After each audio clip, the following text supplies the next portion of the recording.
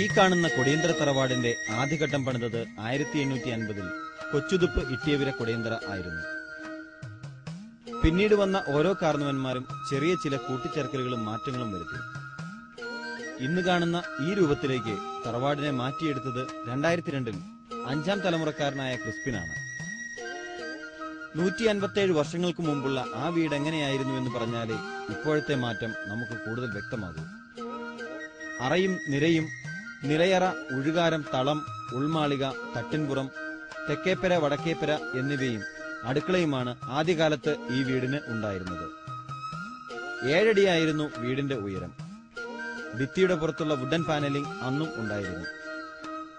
ഇപ്പോഴത്തെ വിശാലമായ sit out ആയിരുന്നത്രേ അന്നത്തെ തളം. അറയും നിരയുമെല്ലാം അതേ സ്ഥാനത്ത് തന്നെ. പ്രധാന വാതിലായ അറപ്പടി ചവിട്ടി കൊച്ചു കതകിനുള്ളിൽ കൂടി അകത്തു കിടന്നാൽ ആദ്യം കാണുന്നത് അന്നത്തെ പ്രാർത്ഥനാമുറി.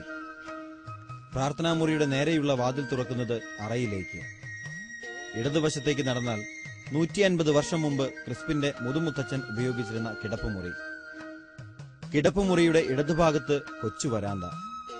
വരാന്തയ്ക്കപ്പുറം കാണുന്നത് മുത്തച്ഛന്മാരുടെ ആപ്പീസ് മുറി.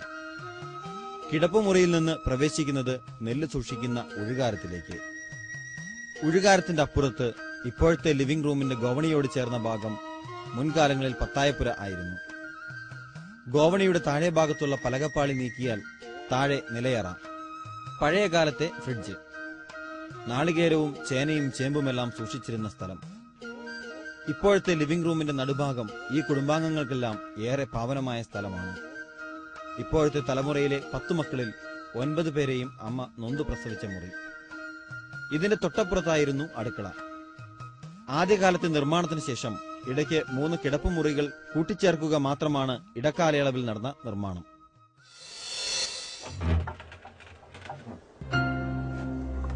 ഈ കിളിവാതിൽ കാണുമ്പോൾ നിങ്ങൾ വിചാരിക്കുന്നുണ്ടാവും എന്താണ് ഇവിടെ ഇങ്ങനെ ഒരു കിളിവാതിൽ എന്നല്ലേ? ശരിക്കും ഈ കിളിവാതിലൂടെയാണ് പണ്ട് നമ്മൾ നേരത്തെ സൂചിപ്പിച്ച പോലെ ക്രിസ്പിൻ പറഞ്ഞതുപോലെ തന്നെ നെല്ലിന്റെ വ്യാപാരം ഉണ്ടായിരുന്ന സമയത്ത് നെല്ല് സൂക്ഷിക്കുന്നത് ഞാനിപ്പോൾ നിൽക്കുന്ന ഈ മുറിയിലാണ്. ഇതിന്റെ നേരെ അടിവശത്താണ് ഞാൻ പറഞ്ഞിരുന്ന നമ്മൾ നേരത്തെ സൂചിപ്പിച്ച നിലവറ ഉണ്ട് എന്ന് പറഞ്ഞിരുന്നത്. അതായത് അന്നത്തെ കാലത്ത് ഫ്രിഡ്ജ് എന്ന് പറഞ്ഞ നിലവറ ഉണ്ട് എന്ന് പറയുന്നത് ഇതിന്റെ അടിഭാഗത്താണ്.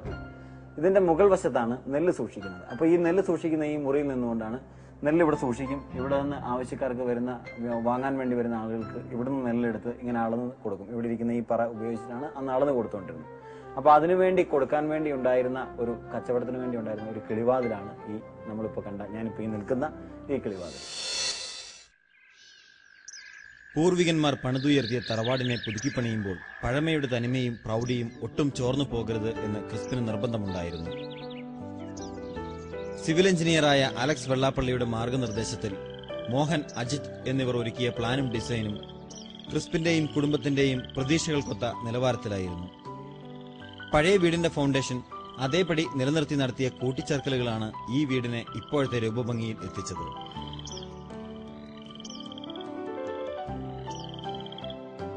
ഏഴടി ഉയരമുണ്ടായിരുന്ന ഭിത്തിയെ ഉയർത്തി 11.25 അടിയാക്കി മാറ്റി. ഭിത്തികളെല്ലാം റീപ്ലാസ്റ്ററിംഗ് ചെയ്തു. അറയ്ക്ക് മുന്നിലെ തളം പൊളിച്ചുമാറ്റി വിശാലമായ സിറ്റൌട്ട് ഒരുക്കി. സിറ്റൌട്ടിന്റെ ചുറ്റോട് ചുറ്റും മരത്തിന്റെ ചാരോടുകൂടിയ വിശാലമായ ഇരിപ്പിടവും തയ്യാറാക്കി. ഭിത്തികൾക്ക് പകരം 4 വലിയ കോൺക്രീറ്റ് തൂണുകൾക്ക് കരിങ്കൽ ഡിസൈൻ നൽകി അതിലാണ് സിറ്റൌട്ടിന്റെ മേൽക്കൂര നിലനിർത്തിയിരിക്കുന്നത്. തെങ്ങിന്റെ പലക കൊണ്ടാണ് ഇവിടെ സീലിംഗ് നടത്തിയിരിക്കുന്നത്. ഇപ്പോഴത്തെ സിറ്റൌട്ടിനോട് ചേർന്നുള്ള നീണ്ട വരാന്തയിൽ നിന്ന് അറവാതിലിലൂടെയും അകത്തേക്ക് പ്രവേശിക്കാം. ഭിത്തിക്ക് ഉയരം കൂട്ടിയപ്പോൾ മുകളിലേക്കും വുഡ് പാനലിംഗ് ആവശ്യമായി. എന്നാൽ ഈ കാണുന്ന വുഡ് പാനലിംഗ് 7 അടി വരെ മാത്രമാണുള്ളത്. മുകളിലേക്കുള്ള ഭാഗം സിമെന്റിൽ ഡിസൈൻ ചെയ്ത് മരത്തിന്റെ കളറാണ് നൽകിയിരിക്കുന്നത്.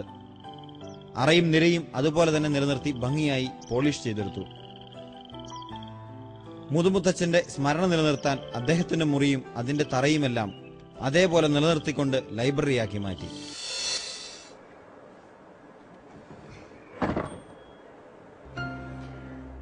പഴമയുടെ അംശം പൂർണ്ണമായി നിലനിർത്തിക്കൊണ്ട് തന്നെയാണ് ഈ ഡോറിന്റെ പണി തീർത്തിരിക്കുന്നത്. ഇത് 2 തരത്തിൽ വേണമെങ്കിൽ ഈ ഡോർ ഓപ്പൺ ചെയ്യാം. അപ്പോൾ ഇതിന്റെ 2 പാളികളായിട്ട് ഇതിന്റെ സെന്റർ പോർഷൻ എന്നുള്ള ഈ 2 പാളികൾ മാത്രമായിട്ട് വേണമെങ്കിൽ അങ്ങനെ ഓപ്പൺ ചെയ്യാം. ഇനി അതല്ല എന്നുണ്ടെങ്കിൽ ഇത് ക്ലോസ് ചെയ്ത് കഴിഞ്ഞാൽ ഇങ്ങനെ മൊത്തമായിട്ടും ഈ ഡോർ ഓപ്പൺ ചെയ്തെടുക്കാൻ പറ്റും.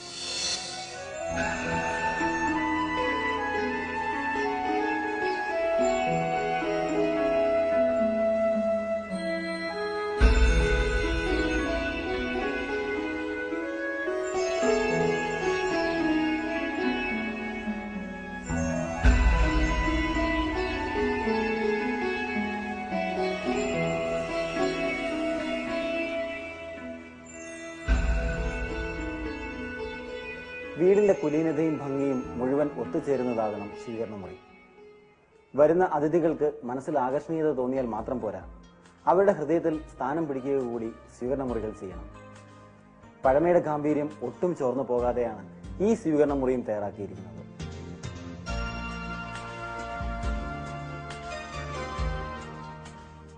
ഇപ്പോഴത്തെ വീടിന്റെ പ്രധാന വാതിലിലൂടെയും സ്വീകരണ മുറിയിലേക്ക് പ്രവേശിക്കാം. തറയോടാണ് സ്വീകരണ മുറിയിൽ ഫ്ലോറിംഗിനായി വിരിച്ചിരിക്കുന്നത്. നേരെ കയറി ചെല്ലുന്ന ഭാഗത്ത് തന്നെ പ്രാർത്ഥനയ്ക്കായി അൾത്താരയും രൂപക്കൂടും ഒരുക്കിയിരിക്കുന്നു.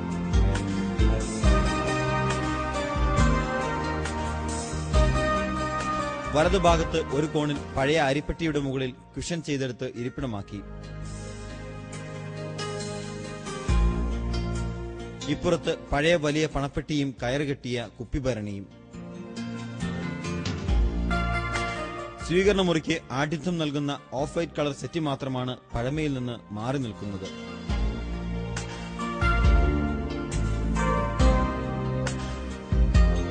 പ്രധാന വാതിലിന്റെ രണ്ട് സൈഡിലും ചെറിയ ഷോക്കേസുകൾ.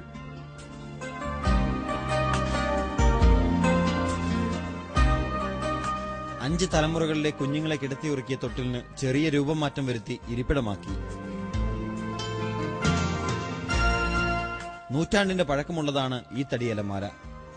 തടിയലമാരയിലെ ടൈലിന് യോജിച്ച വിധത്തിലുള്ള ടൈൽ ജ്യൂ സ്ട്രീറ്റിൽ നിന്നും സംഘടിപ്പിച്ചാണ് സ്വീകരണ മുറിയിലെ ടീപ്പോയി ഉണ്ടാക്കിയിരിക്കുന്നത്. പ്രജാസഭയിൽ അംഗമായിരുന്ന മുത്തച്ഛന്റെ തൊപ്പിയും ആനക്കൊമ്പിന്റെ പിടിയുള്ള ഊന്നുവടിയും അമൂല്യനിധി പോലെ സൂക്ഷിച്ചിരിക്കുകയാണ് ക്രിസ്പിൻ. ഭിത്തിയിലെ വുഡൻ പാനലിംഗും മച്ചും സ്വീകരണ മുറിക്ക് കൂടുതൽ കുളിർമ നൽകുന്നു. സ്വീകരണ മുറിയിലെ ഗോവണിക്ക് താഴെയാണ് പഴയ നിലയറ. തടികൊണ്ടുള്ള പഴയ ഗോവണി പുതുക്കിപ്പണിതപ്പോൾ കൈവരി മാത്രം ഇരുമ്പിന്റെ പൈപ്പിൽ ഡിസൈൻ ചെയ്തെടുത്തു. ഗോവണി കയറി മുകളിലെത്തിയാൽ തട്ടിൻപുറം.